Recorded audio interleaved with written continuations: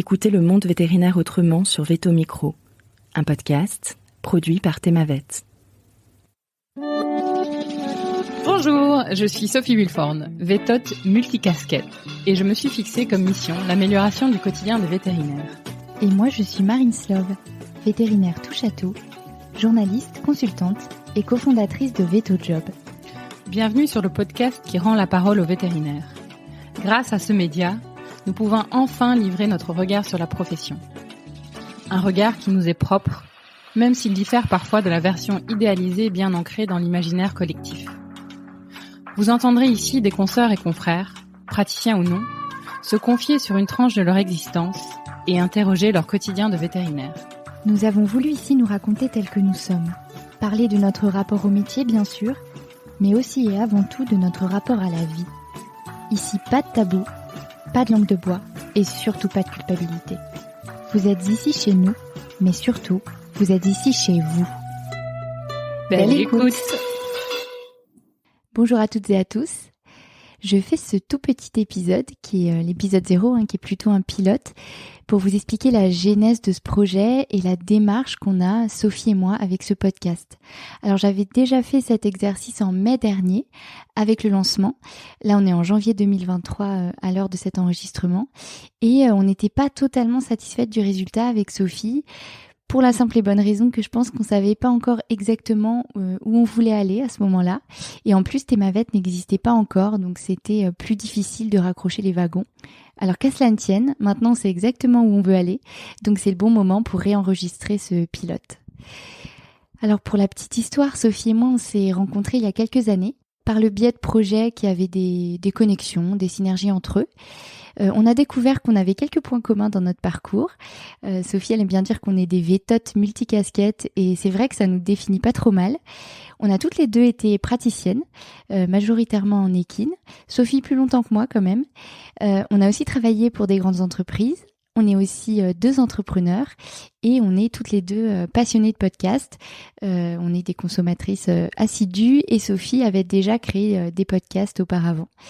Et en fait, c'est sur cet amour du podcast qu'on a fait plus ample connaissance en 2021 parce qu'on avait mis en place un partenariat entre son ancien podcast Parole de Veto et Veto Job. C'était un format court qui donnait la parole aux vétérinaires recruteurs. Ça, c'était la partie du projet plus côté Veto Job. Et ça tournait autour de la thématique du conseil que l'invité donnerait aux jeunes vétérinaires qu'il était auparavant. Donc, ce qui vous rappellera cette question que pose souvent Sophie à la fin de son podcast. Et ce partenariat-là, avec ce podcast Parole de Veto, c'est le précurseur de Veto Micro. Dans nos parcours respectifs, avec Sophie, on a eu la chance de rencontrer beaucoup de consoeurs et de confrères.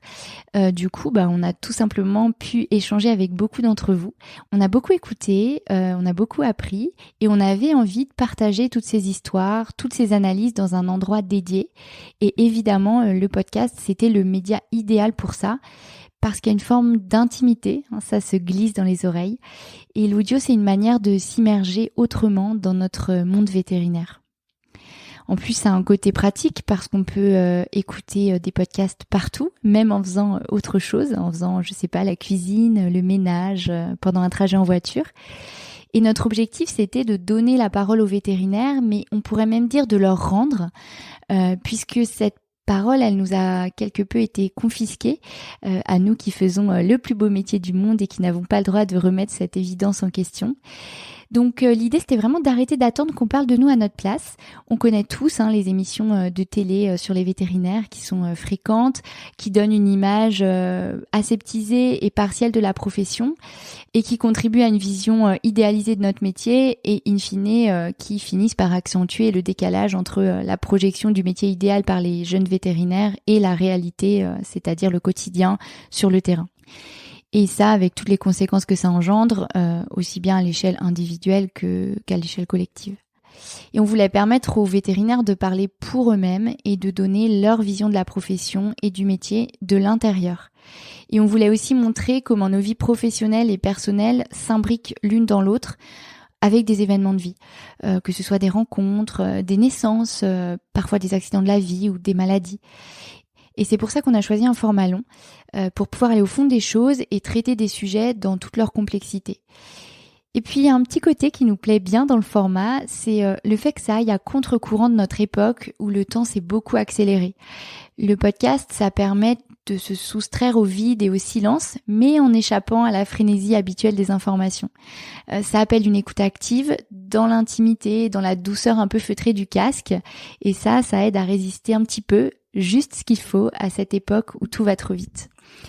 Et pour la petite anecdote là-dessus, quand j'ai annoncé au directeur des rédactions du groupe de presse qui nous héberge que je souhaitais partir sur un podcast conversationnel en format long qui fasse 45 minutes à 1h30 et qu'en fait ce sujet de la longueur n'était pas vraiment un sujet pour moi, il m'a dit que ça marcherait jamais. Alors pas méchamment, c'était évidemment pour m'apporter son aide. Alors moi j'imaginais pas que ce serait un tel succès parce que depuis le lancement de Thémavet, c'est vrai que les audiences se sont envolées bien au-delà de nos espérances. Mais en tout cas, j'y croyais et j'ai défendu bec et ongle le projet parce que j'avais la conviction, et c'était une conviction partagée par Sophie, que c'était ça que nos consoeurs et nos confrères avaient envie d'entendre, peut-être même besoin d'entendre dans le contexte actuel, pas toujours drôle, de la profession qu'on connaît tous. Et pour en revenir à Thémavet, dont fait partie Veto Micro, même si ça a été lancé quelques mois après, en fait les deux projets se construisaient et évoluaient en parallèle. Thémavet, c'est le seul média omnicanal, surtout digital, de l'écosystème vétérinaire. Je vous invite à aller le découvrir si vous ne le connaissez pas sur notre site thémavet.fr. Notre mantra, c'est le monde vétérinaire autrement. Ça en dit long sur notre vision. Et en tout cas, ce média, il porte une ligne éditoriale optimiste, engagée et collaborative. Et Veto Micro s'inscrit complètement là-dedans. Il y a une vraie dimension positive dans ce podcast, pour autant sans tabou et sans langue de bois, parce que les invités abordent parfois des sujets très difficiles. Mais on essaie de rester tourné vers le retour d'expérience et vers les solutions à apporter. Et c'est ça qu'on trouve génial, c'est qu'il y a une forme d'universalité dans chacune des histoires qui sont racontées à notre micro. Et c'est un peu comme si on se retrouvait un peu nous-mêmes dans les histoires des autres. Et écouter le vécu des autres, leurs apprentissages, ça permet d'éveiller les consciences sur plein de sujets relatifs à notre profession. Alors les invités peuvent pas tout dire, ils ne peuvent pas tout raconter. Il y a parfois une forme de pudeur ou de réserve, notamment quand certaines choses ont été difficiles ou ne se sont pas bien passées avec un collègue ou un patron ou un salarié et qu'on sait que potentiellement cette personne va peut-être écouter. On reçoit parfois des messages sur ces questions où on nous dit voilà, moi j'ai pas la même vision des choses que tel ou tel invité. Mais j'ai envie de répondre que c'est pas l'essentiel. Parce qu'un invité, c'est un point de vue, c'est un angle, c'est une manière de voir les choses avec toute la subjectivité que ça comporte, et en fait, c'est ça qui est intéressant. Et en tous les cas, ça nous rend très fiers, Sophie et moi, d'être dépositaires de toutes vos histoires de veto. On a autant à cœur de porter votre voix dans la profession que de prendre soin de vos histoires de vie respectives. Ce podcast, c'est évidemment chez nous, chez Sophie et Marine, mais c'est aussi chez vous. Donc si vous avez quelque chose à nous raconter ou que vous connaissez un confrère, une consoeur qui a une histoire intéressante, enrichissante, n'hésitez pas à nous contacter. Vous pouvez le faire sur nos médias sociaux, sur LinkedIn, sur Facebook, sur Instagram ou à l'adresse podcast@thémavet.fr. Ça peut être toutes sortes de profils et d'histoires. Ça concerne autant les vétérinaires praticiens que les autres, les vétérinaires non praticiens, parce qu'il est grand temps de faire un peu plus de lien entre ces deux mondes qui en fait œuvrent ensemble pour la santé animale au sens large, même la santé humaine d'ailleurs. Alors, petite précision, on s'attache à ce que ce podcast conserve une totale indépendance éditoriale. Donc, le choix des invités nous appartient et ne nous est pas suggéré par une marque, par une chaîne de clinique, par un annonceur, etc. Voilà, on s'attache à ce qu'il y ait une étanchéité entre nos activités commerciales et éditoriales.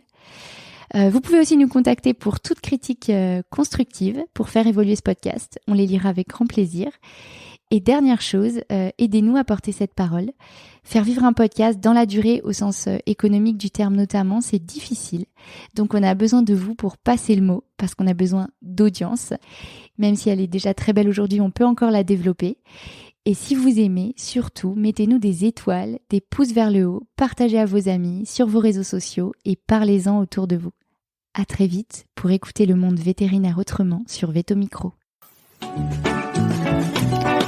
Si vous avez aimé cet épisode, n'hésitez pas à le partager à vos amis, à vos collègues, à tous les vétérinaires que ça peut intéresser et ou à lui laisser 5 étoiles. Ça aide vraiment ce podcast à se faire connaître et à se développer. Il me reste à vous souhaiter une très belle journée et surtout prenez soin de vous, de votre famille, de vos collègues et de vos patients.